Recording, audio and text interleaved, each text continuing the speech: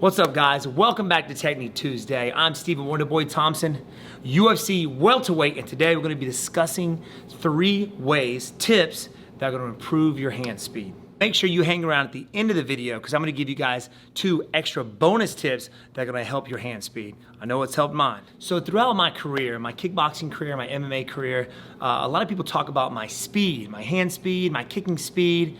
Now this is nothing that I was born with. Well, a lot of it has to do with being a lifelong martial artist.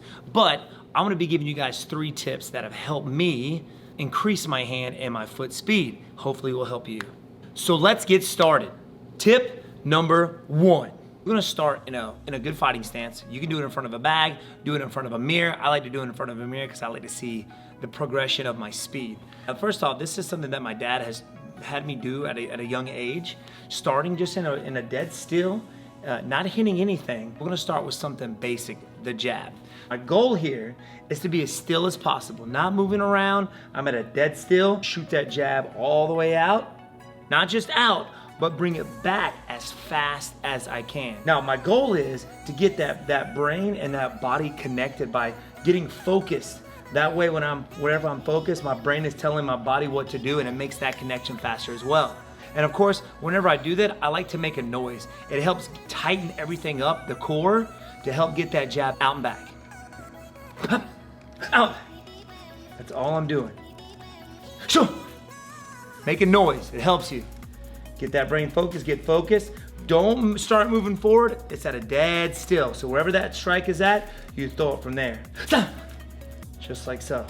I like to do things in rounds. So what you could do is you can do this for 3, however many minutes that you feel comfortable with. I like to do it for 2 minutes, kind of work my way up to 3 to get a good sweat going. But you're gonna find from doing that speed, going as fast as you can, for those 3 minutes or 2 minutes or whatever, you're gonna find yourself getting fatigued, but that's gonna help build that speed. So start with 3 rounds, however many minutes you want, maybe start with 1 minute and then go up from there as you get better. Moving on to tip number 2. All right, so the next drill is a little fun actually. I like this drill a lot, especially now this drill can be done with a partner or without a partner. What you're gonna need a hat, could be a snapback, a hoodie, just any kind of hat that's gonna kind of cover your eyes up a little bit. Tony, hat me. So I have here is my hard hat. All right, I'm wearing my hard hat because we're in the process of building our new Upstate Karate Team Pitch Black facility. So I got this one in the car. So this is what I'm using today. And you're gonna need a target. Now, if you don't have a target, right here, target me. Now, if you don't have a target, I know people that have actually taken magazines and kind of duct taped the edges and used those. So very simple, check this out. Now, I cannot see above my hard hat. Now, what you're gonna do is, you're gonna toss the target up, and as soon as it comes into your line of sight, your goal is to try and hit it. So it goes something like this.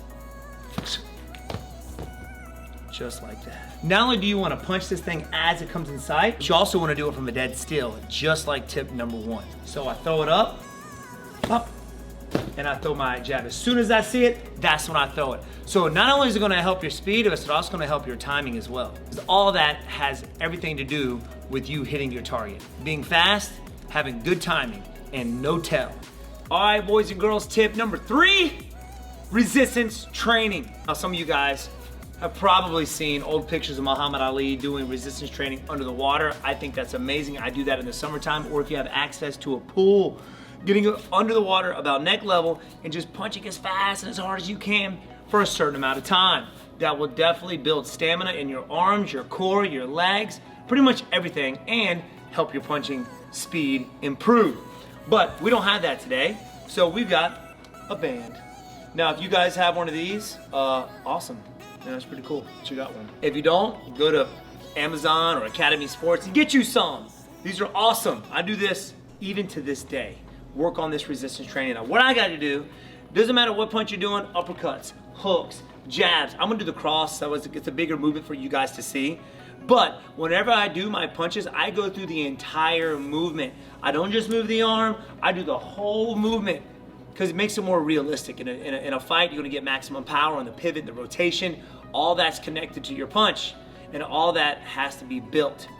So, what you're gonna do, since I'm doing the cross, I wanna have this in my left hand, my back hand. I'm gonna be in a good fighting stance like so. Now remember, doing this at a dead stop, you got the resistance training. Now, the faster, the stronger your punches get, the farther out you're able to get as well. I'm starting off fairly light for you guys to see. And you wanna do this for 3 rounds, however long you wanna do those 3 rounds. Maybe do a minute, work your way up. All I'm doing is getting in position, firing out my left hand all the way out, good pivot and all, and as far out as I can, and bring it back as fast as I can. So let's say I'm doing it for a minute. It goes something like this. Dead still. Remember, forcing that air out, tightening that core. Now if you watch, my shoulders, my hips, my back foot is all pivoting at once. Do that for a minute, 3 rounds, work your way up. You wanna be able to do this all day long. So there you have it, ladies and gents, 3 drills to help build your hand speed. You can do this with your uppercuts, your hooks, your jab, your crosses to help build that speed. And remember, getting your mind right, making sure that you're being as fast and explosive as possible in every punch, all right? So make sure you guys go back and drill these, man. Have some fun with it as well and see your hand speed improve. We're at the end. So 2 bonus tips to help build your hand speed. Number 1, building your core, all right? In order for your body, your upper body to have the speed that it wants and the connection to the legs, because that's where you get your power from in your punches, not from your arms, a little bit, but most of it comes from the pivoting and the rotation of your hips, and that comes from your legs. So your core, connecting your upper body with your lower body, so that's gotta be strong. So you can do something very simple, you know, go to YouTube, where you're at right now, click an 8-minute abs, and do those like every day. Now I know it's gonna be a little cheesy, a little outdated, but it works.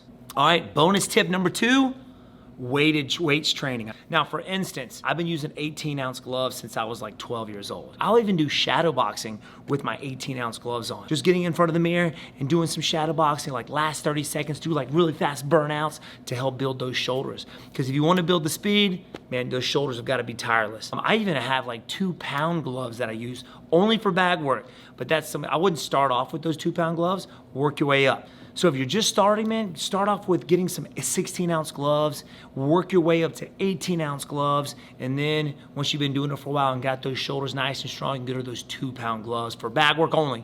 Don't spar with 2-pound gloves, all right? That would not be fun for your sparring partner. But weight training, boys and girls, so make sure you guys get you some good gloves, heavy gloves, get some shadow boxing in, get some bag work in, and watch your speed grow. If you don't have any gloves, grab you some like half-pound weights and get to work. The drills are easy, but let me tell you, they work. This is stuff that I still do on the reg, all right? So make sure you guys get out there, even if you're at pro level, get working on this stuff, man. Stay on it. So I hope you guys like the techniques today. 3 tips to help build your hand speed and 2 bonus tips, all right? So let's get to work. Hit that subscribe button, y'all. Hit that like button. Throw some comments. See you later.